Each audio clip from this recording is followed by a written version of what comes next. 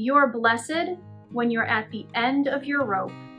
With less of you, there is more of God and His rule.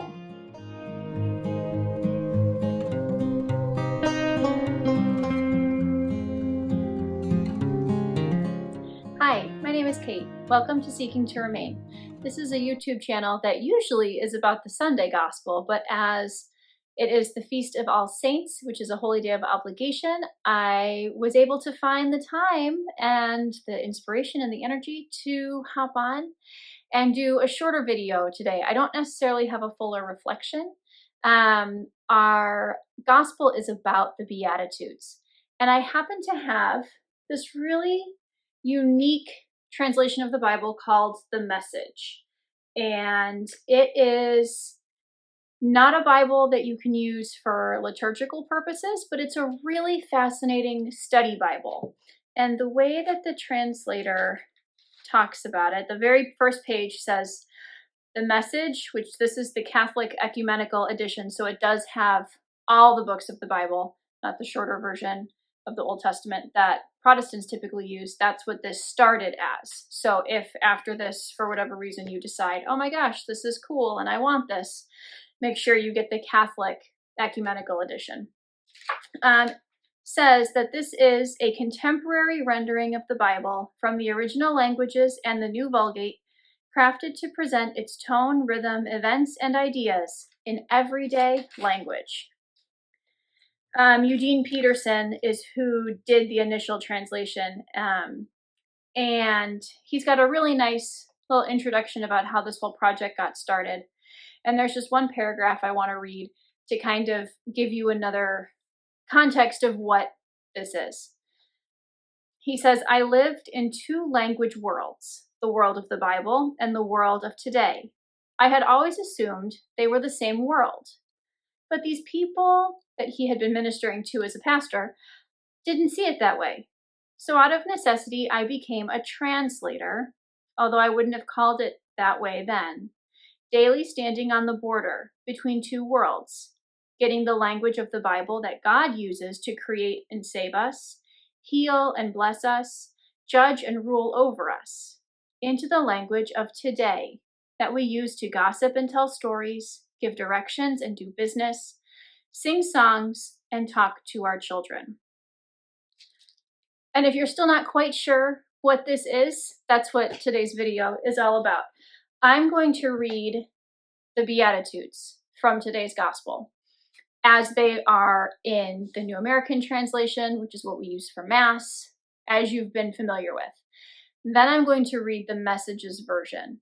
And one isn't better than the other. It's just a different way of hearing the words. And maybe something will resonate with you that you haven't thought about before with the Beatitudes by using more contemporary language to go with them. So with my Every Sacred Sunday, super excited, got mine ordered. Hooray, Claudia, you got yours ordered too. I saw that. There's still time if that's something you're interested in for anybody else for the upcoming liturgical year. So, from the Gospel of Matthew, chapter 5. When Jesus saw the crowds, he went up the mountain, and after he had sat down, his disciples came to him. He began to teach them, saying, Blessed are the poor in spirit, for theirs is the kingdom of heaven. Blessed are they who mourn, for they will be comforted. Blessed are the meek, for they will inherit the land.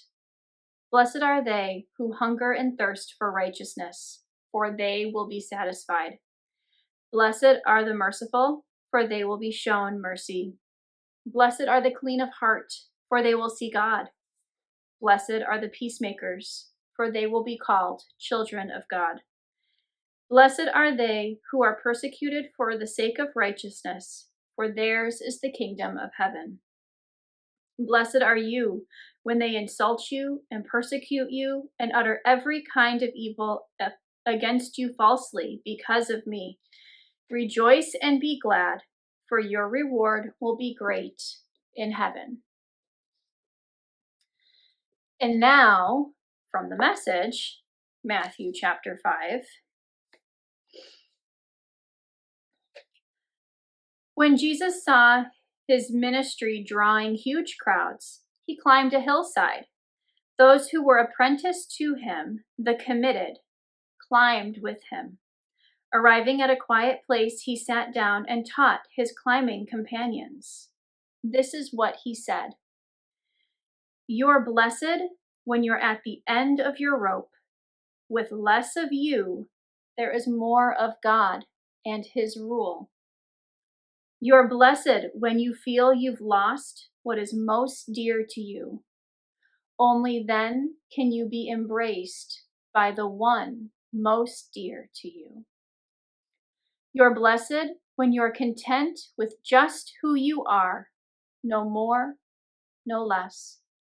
That's the moment you find yourselves proud owners of everything that can't be bought. You're blessed when you've worked up a good appetite for God. He's food and drink in the best meal you'll ever eat. You're blessed when you care. At the moment of being careful, you'll find yourselves cared for. You're blessed when you get your inside world, your mind and your heart put right. Then you can see God in the outside world. You're blessed when you can show people how to cooperate instead of compete or fight. That's when you discover who you really are and your place in God's family. You're blessed when your commitment to God provokes persecution. The persecution drives you even deeper into God's kingdom. Not only that, count yourselves blessed every time people put you down or throw you out or speak lies about you to discredit me. What it means is that the truth is too close for comfort, and they are uncomfortable. You can be glad when that happens. Give cheer even, for though they don't like it, I do, and all of heaven applauds. And know that you are in good company. My prophets and witnesses have always gotten into this kind of trouble. It means the same thing, but there's something kind of cool about reading it in more of today's English and phrasing, like he said, the language that we give directions in and gossip in. Just have casual conversations in. So play it back if you need to, if there was something that you want to hear again, one of those Beatitudes that you want to spend some more time with. I hope that gives you something to think about for All Saints Day. I hope you're able to get to Mass because it is a holy day of obligation. And I'll see you next week or in a couple days for Sunday.